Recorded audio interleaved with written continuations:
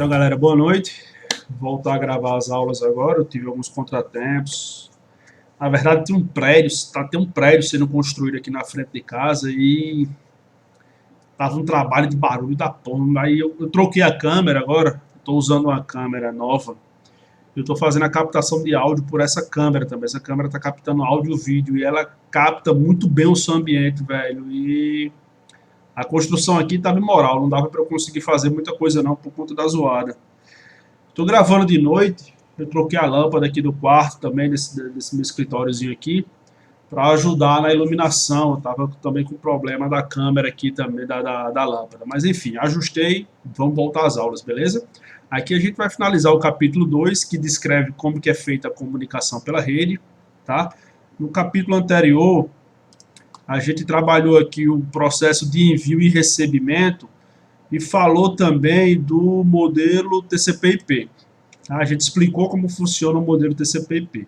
Esse capítulo agora, esse final do capítulo agora, ele fala de duas coisas bem interessantes. O modelo OSI, que foi o modelo que serviu de referência para a construção do modelo TCP/IP, e a parte de endereçamento de rede. Como que acontece para, de fato, os dados saírem da máquina A, passar pela internet e chegar na máquina B, tá? Essas máquinas estão em redes distintas, geograficamente distribuídas, e existem as questões técnicas que a gente vai aprender para entender como que essa comunicação de fato hoje é feita, tá? Então vamos voltar aqui para o modelo OSI. Ele foi elaborado pela ISO, né, que é uma organização internacional para criar padrões, tá? Foram descritas 7 camadas nesse modelo OSI. A camada física, ele descreve os meios mecânicos, elétricos, a parte física de como isso deve acontecer, de como a comunicação deve acontecer. A camada de enlace, ela descreve alguns métodos para a troca desses frames, desses quadros que são gerados pela camada física. O endereço de rede tem um papel de trocar os pedaços dos pacotes que foram criados pela camada de transporte e entregar esse cara para a rede correta, para a rede de destino, para a máquina de destino, tá? A camada de transporte é ela quem vai segmentar, lembra que a gente estudou já de segmentação, de reagrupamento, ela que vai segmentar, ela que vai dar ordem a esses segmentos que são distribuídos, tá?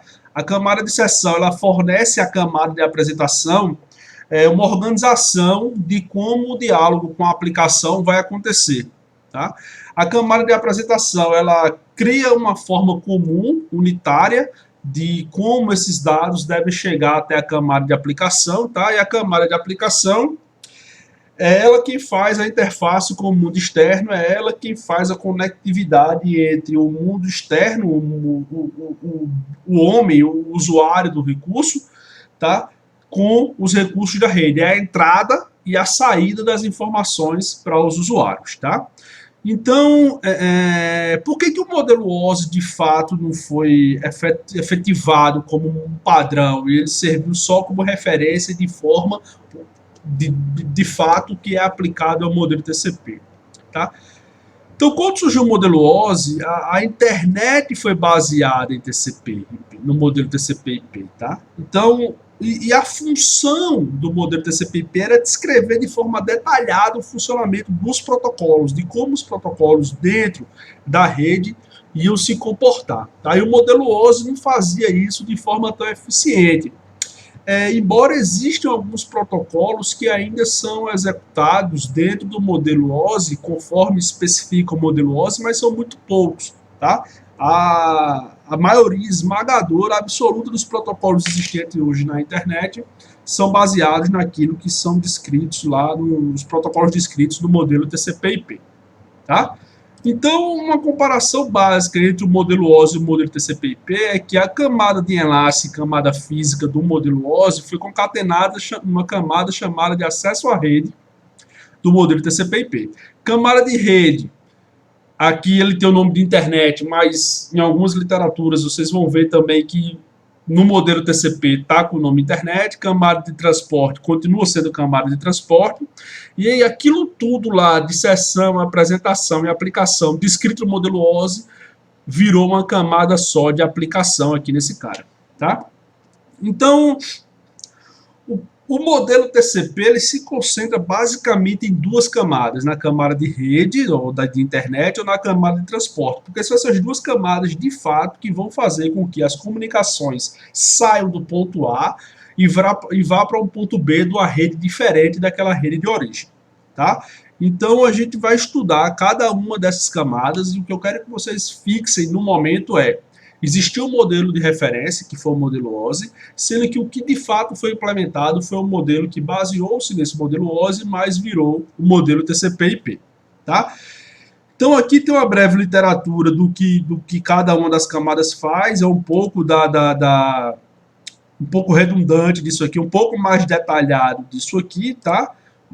Depois vocês podem dar uma lida, eu não vou me atentar a ler isso aqui não, porque a gente vai estudar a fundo cada uma dessas camadas aqui do modelo OSI, do modelo TCP, vão existir capítulos, se nós olharmos aqui, ó, a gente vai ter a parte de Ethernet, camada física, camada de enlace, camada de rede, que são esses dois capítulos aqui, camada de transporte e a camada de aplicação, tá? Então, não vai existir um capítulo específico para apresentação e sessão, mas a gente vai estudar física, enlace, rede, transporte e aplicação, tudo isso é contemplado durante esse curso da gente aqui, tá? Mas aí tem um detalhe, tá? Eu não vou fazer essas práticas, a gente vai fazer essas práticas depois. A parte de endereçamento de rede, tá? Então o modelo OSI descreve os processos de codificação, formatação, segmentação e encapsulamento de dados para transmissão de rede, tá? Então quando eu vou enviar algum pacote para alguém, eu preciso gerar algumas informações para o dispositivo que for pegar esse pacote lá na frente para encaminhar até o destino, ele possa ler essas informações e saber para onde vai essa minha comunicação, seja uma resposta ou seja uma solicitação. Tá? Então, cada camadinha, ela tem uma função específica e se houver algum problema nessa camada, toda a comunicação será perdida. Tá? Então a camada física, eu tenho os bits de temporização e sincronização, são os zeros e uns que vão trafegar entre um dispositivo e outro. A camada de enlace, ele tem um endereço físico do dispositivo que vai fazer parte da comunicação, então eu tenho um endereço da minha interface de rede, tá? Seja ela Wi-Fi, seja ela Bluetooth, seja ela Ethernet, seja ela o que for, tá? Eu vou ter o endereço físico da camada de rede, da placa de rede. A camada de rede, ela tem o endereço da rede lógica do destino, tá? Então, eu vou fazer uma analogia mais na frente que vocês vão entender o que é, como que é formado esse endereço de rede de origem e de destino. A camada de transporte, ela tem as portas de origem e de destino, e cada porta dessa representa uma aplicação, que aqui tem camada superior, mas aqui pode substituir isso aqui por camadas de aplicação, que são os dados propriamente dito, é o meu e-mail, é minha página web, é meu stream de vídeo. Então nessa camada aqui é que estão os dados de fato que serão trafegados. Tudo isso aqui, essas 4 outras camadas aqui, é overhead da comunicação. São informações que têm que ser inseridas junto com os dados para que eu consiga fazer o processo de transferência da origem para o destino. Beleza? Então, basicamente, isso que eu falei vai estar descrito aqui. Vocês podem pegar o material e dar uma olhada como funciona de fato, tá? Então, como que eu consigo entregar o meu e-mail, como que eu consigo abrir uma página web com as informações, que tipo de informação são geradas. Basicamente, a camada de rede, ele só quer saber do endereço do dispositivo de destino e o endereço do dispositivo de origem. Ele precisa saber para quem vai entregar a comunicação. Quem é responsável por isso, do endereço de origem e do endereço de destino, dispositivo de origem, dispositivo de destino, é a camada de rede ou a camada de internet, se você levar ao pé da letra, o modelo TCP que está descrito aqui no material. Tá? Então, cada camada tem um negocinho chamado PDU, que é a abreviação de Protocol Data Unit, unidade de dados do protocolo. Então, toda vez que uma camada vai inserir as informações necessárias para ela, a camada de rede do endereço de origem, ele precisa municiar a camada de rede do endereço de destino de informação. Então, eu preciso informar quem é a minha origem e quem é o meu destino. Camada de transporte é a mesma coisa. Eu preciso informar qual é a minha porta de origem e qual é a minha porta de destino. Beleza? Então, essas camadas servem para fazer esse tipo de agregação de informação para as camadas superiores. Então, a camada física tem as informações dela, a camada de enlace tem as dela, a camada de rede tem as dela, transporte e aplicação também tem as delas, tá? Então, vamos imaginar aqui a seguinte informação. Então, vamos entender a formação dos pacotes. Eu tenho, na origem, eu tenho duas informações importantes. Eu tenho o endereço da rede que vai chegar de origem e eu tenho o endereço do dispositivo, tá? Deixa eu ver se eu consigo botar aqui os endereços. Pronto. Então, na parte de origem, eu tenho o endereço de rede e o endereço de dispositivo. Na parte de destino da minha PDU, tá? Eu tenho o endereço de rede e o endereço de dispositivo. Vamos imaginar que o endereço de rede é o CEP da tua rua. É a informação que diz em que rua você está. Então, o endereço de rede, a porção de rede da comunicação, identifica em que rede o cara deve chegar. Ele funciona como CEP. A parte do endereço IP relacionado à rede funciona como CEP da tua rua. Vai fazer com que o carteiro chegue na tua rua. E qual a parte de informação que vai fazer com que ele entregue a carta na tua casa? É o endereço do dispositivo, que ele te identifica como único na tua rua. É o número da tua casa. Então, o CEP mais o número da tua casa faz com que a comunicação chegue até a tua residência. Então, o endereço de rede mais o endereço do dispositivo faz com que a comunicação seja entregue para o dispositivo correto. Porque eu posso ter um dispositivo aqui com IP 131, posso ter um dispositivo aqui com IP 132. Então, são endereços de casas diferentes, mas fazem parte da mesma rede, fazem parte da mesma rua, possuem o mesmo CEP. Então, o endereço de rede é análogo ao CEP da rua, o endereço do dispositivo é análogo ao número da tua casa. Então, cada casa tem um número na rua, naquele CEP, e ele é único. Mesma coisa acontece com o dispositivo. Cada dispositivo tem um endereço IP naquela rede e ele é único, beleza? Então, além dessas informações, eu ainda carrego os meus dados, que é aquilo que de fato eu quero trafegar. Então, imagine aquelas bonequinhas russas, que eu vou encapsulando uma dentro da outra, tá? E aí, para eu chegar na informação mais interna, eu tenho que tirar todas as bonequinhas russas para chegar na última. A última seriam os meus dados. É aquilo que, de fato, é a mensagem, é o conteúdo que eu quero entregar para o meu destino, ou solicitar para ele. Beleza? Então, uma coisa interessante, e essa é a parte da disciplina que eu sou apaixonado, é a parte de roteamento. Então, os roteadores, eles não querem entregar a comunicação para o dispositivo. Os roteadores, eles querem entregar o pacote para a rede de destino. Então, para os protocolos de roteamento, o que importa para mim é só o endereço de rede, é só o CEP.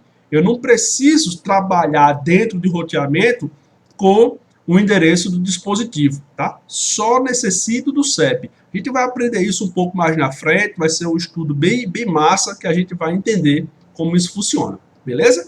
Para esse primeiro momento, a PDU a gente tem que entender que a rede é análogo ao CEP, o endereço do dispositivo é análogo ao número da tua casa, beleza? Vamos tocar para frente aqui, tá? Então, como que o dispositivo final, no dispositivo final, o número da porta é quem entrega o pacote para a aplicação correta. Então, lá na camada de transporte, a informação que é relevante para mim é o número da porta que está lá na minha PDU. Então, esse número de porta que vai ser relevante para que eu possa entregar os dados que eu de fato quero trafegar para a aplicação correta. Então, se eu vier aqui, ó, ele vai ter, ó, os dados de transferência de arquivos e vai ter o número de porta associados aos serviços de transferência de arquivos. Então, ele vai entregar essa requisição para o serviço correto, baseado em quê? No número de porta do meu cabeçalho, tá? E aí eu vou ter os dados do serviço de terminal. Então eu vou entregar baseando-se no número da porta do serviço de terminal. Cada serviço vai ter um número de porta associado a ele. E para eu falar com aquele serviço, eu tenho que fazer a requisição naquela porta. Beleza? Então um dado interessante é o seguinte, ó, pense em um computador que possui somente uma interface de rede. Todos os fluxos de dados criados pelas aplicações em execução no PC entram e saem por aquela única interface. Então, toda a comunicação que chega na minha máquina vem pela minha rede Wi-Fi. E como que eu consigo ter múltiplas aplicações funcionando simultaneamente? Eu posso mandar um e-mail, posso estar acessando o YouTube, posso estar abrindo uma página da UOL, posso estar baixando um arquivo, posso estar enviando o arquivo. Então, quem faz com que tudo isso funcione em uma única interface são as portas de comunicação, tá? Então, cada porta dessa vai replicar uma comunicação. E quantas portas são possíveis na minha máquina? 65.535. 6, aliás. É 2 elevado a 16. Deixa eu ver aqui. 2 elevado a 16, eu acho que é 65.536. Deixa eu ver se eu faço aqui. 2 elevado... Não, como é aqui? Eu me lembro como é que usa essa bexiga. Deixa eu botar aqui na científica.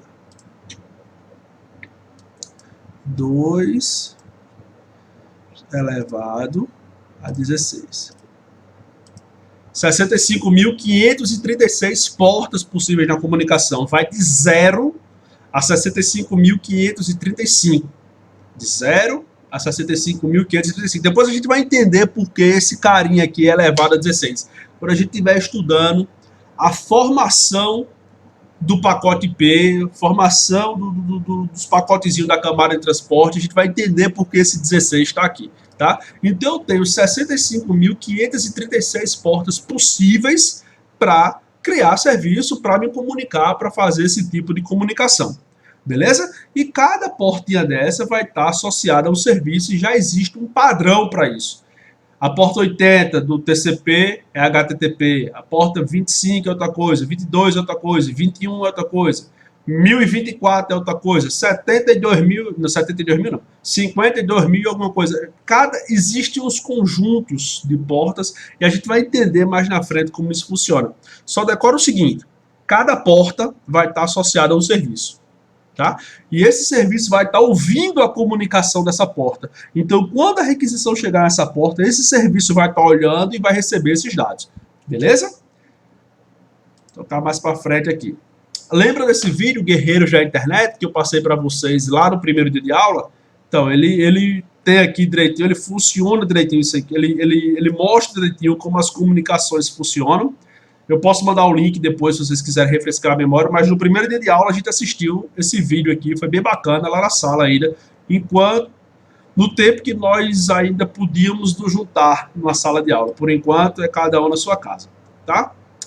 Aqui são alguns laboratórios de cabos, de alguma coisa como funciona. A gente não vai fazer esses laboratórios porque são coisas não todo o laboratório, né? A parte de PDU, quadro, pacote, segmento, a gente vai ver direitinho. Mas a parte física disso aqui, de fazer o cabo direto, cabo crossover, cabo serial, a gente não vai fazer porque isso foi coisa de outra disciplina, já foi contemplado isso, tá? Deixa eu ver quanto tempo tá, 19 minutos, tá acabando já esse capítulo. Tem esse laboratório, as próximas aulas eu vou mostrar como a gente vai funcionar o Packet Tracer, os cuidados que a gente vai ter no Packet Tracer, a próxima aula vai ser para usar esse cara aqui, tá? O Wireshark, para visualizar as unidades de dados de um protocolo, eu posso fazer uma prática disso aqui também, tá? As PDUs, isso aqui é uma prática para usar as PDUs, a gente pode fazer esse teste aqui também, depois eu mostro para vocês como isso é feito, tá? Aqui tem uma revisão do capítulo, de como, o que a gente viu nesse capítulo 2 aqui, comunicantes pela rede, rendeu algumas aulas, eu acho que 2 ou 3 aulas para esse capítulo ser concluído, né? Existem alguns testes, tá? Existem alguns testes que vocês podem fazer de revisão do capítulo aqui. O desafio de integração, todos esses desafios, essas aulas de Packet Trace, a gente vai fazer depois. Tá? Por enquanto, se preocupe só com a parte de conteúdo. Existe uma revisão no capítulo aqui, depois eu acho que já começa, tem um teste de capítulo aqui, depois eu acho que a gente já começa no capítulo 3, que vai falar da camada de aplicação. Eu vou decidir agora se eu vou de cima para baixo ou se eu venho de baixo para cima, tá? Eu vou dar uma olhada nisso aí direitinho, e aí eu vou ver se a gente começa de cima para baixo, como manda a ordem, como está a ordem desse documento aqui, ou se eu faço de baixo para cima. Mas por enquanto é só. Revisem, assistam essa aula. Estou fazendo as aulas mais curtas. Espero que o áudio tenha ficado legal. Eu estou captando o áudio pela câmera, não estou com microfone, não tem nenhum microfone aqui instalado. Bons estudos e estamos de volta. Vamos naquele mesmo embalo. Abraços e até a próxima.